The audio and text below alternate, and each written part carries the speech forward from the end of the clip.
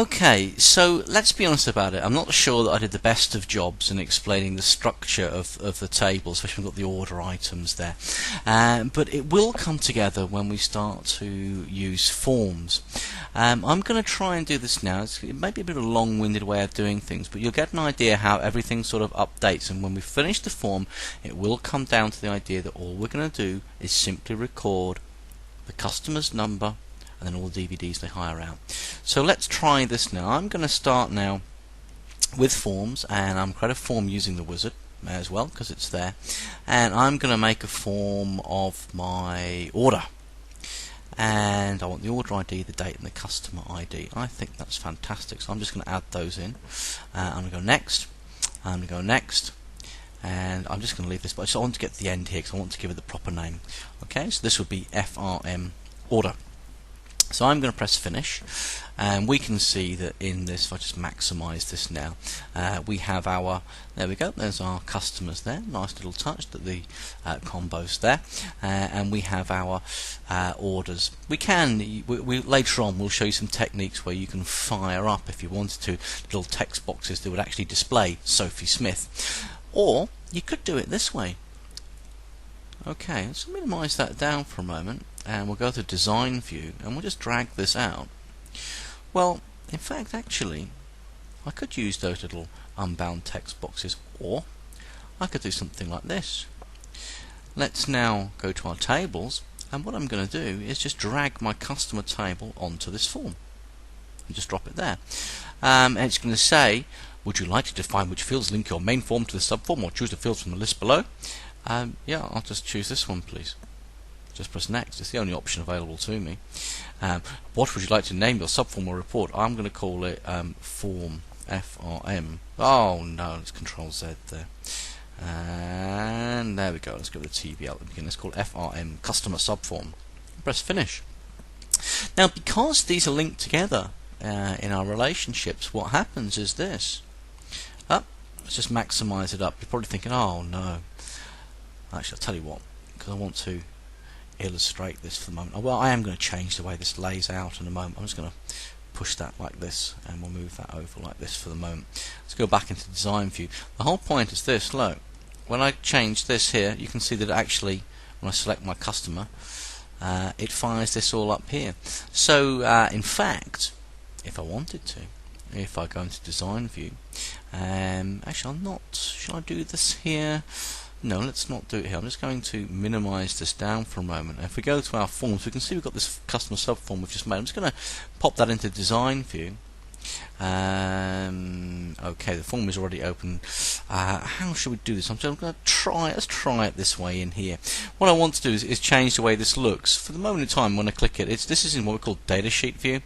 I don't really want this in datasheet view. I'd want this to be actually just in a normal form view. So I'm just going to click here, and we'll go to the properties of this. And default view says datasheet. And I'm just going to change this now just to a single form. And we'll close that. Let's click away first to confirm it. We'll close that down, and we'll pop back.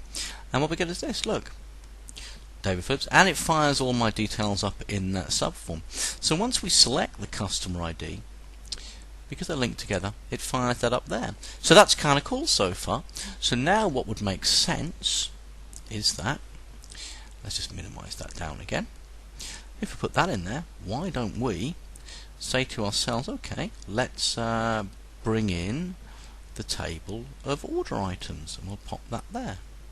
And it says, would you like to define your fields linked to which blah blah blah blah blah, and we say no, that's fine, it's just this one. That's the only option available to us, and we'll give it a name again that we understand, FRM order items subform, and we'll press finish, and we'll go a little bit like this. Now if we're thinking, oh no, what's this design here? Well, let's have a think about this logically. I don't really want, when someone comes in, if we were to actually, tell you what, let's just make that a little bit bigger so we can illustrate this point a little better. Oh, far too far. Oh, I hate these things. Okay, let's just do that, and we'll expand it this way. Fantastic. And we'll come back in here. And what we can see now is that, oh, let's expand this one a little as well so we can see the whole thing. But the whole point now is, I'll tell you what, why don't we just add a completely new record in here, and I'm going to say this. I don't need to touch the order ID there, it's an auto num. Don't need to touch the date, it's put in automatically. Customer ID, let's put David Phillips, that's fired up in there. And then what we can do in here is we would just simply type in the DVD ID, so I can take out DVD number 2, which I think was the Magic Roundabout, and let's have number 7, which I also think was Slumdog, wasn't it? The whole point is that in this particular system, all I'm doing, like, it's not pretty, but all I'm doing is I just pick the customer ID and I put in the DVD copy ID. Now, to be honest with you, I don't really want to see those two fields there. Okay, the order ID, as we mentioned before, is linked together, so I don't want to see those two. So what I'm going to do in these ones is that I think I will have to close this one down, press yes, and we'll go to our forms and we'll go into the order item subform. And what we're going to do in the design view of that is that I'm just going to go to the properties of this particular box, and I need to find format, and I'm visible, and I'm going to say no, don't want it as visible, thank you very much. And I'll put order ID here, visible, and I'll say no, don't want that, thank you very much. And we'll close that down, and we'll close that down. Yes, we'll save those changes, and let's open up our form of order now. And you'd have hoped that would have gone. Somewhat foolishly, no. So, what's plan B? Well, plan B, I think, to be honest with you, is a bit of a surprise, because that surprised me. I think plan B is that we are going to have to do the following: go back to form order items, into design of that, and I think actually what I should have done is properties. Been better off doing this one not as a data sheet. We'll do it as a continuous form. That would make far more sense.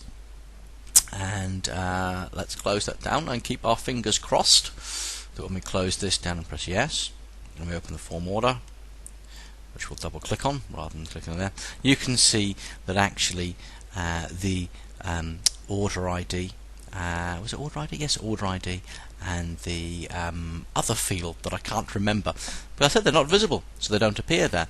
Of course, this looks a bit daft here, bit of a big gap there. So again, what I would do is close this down, go back to that order item subform, which we're going to design.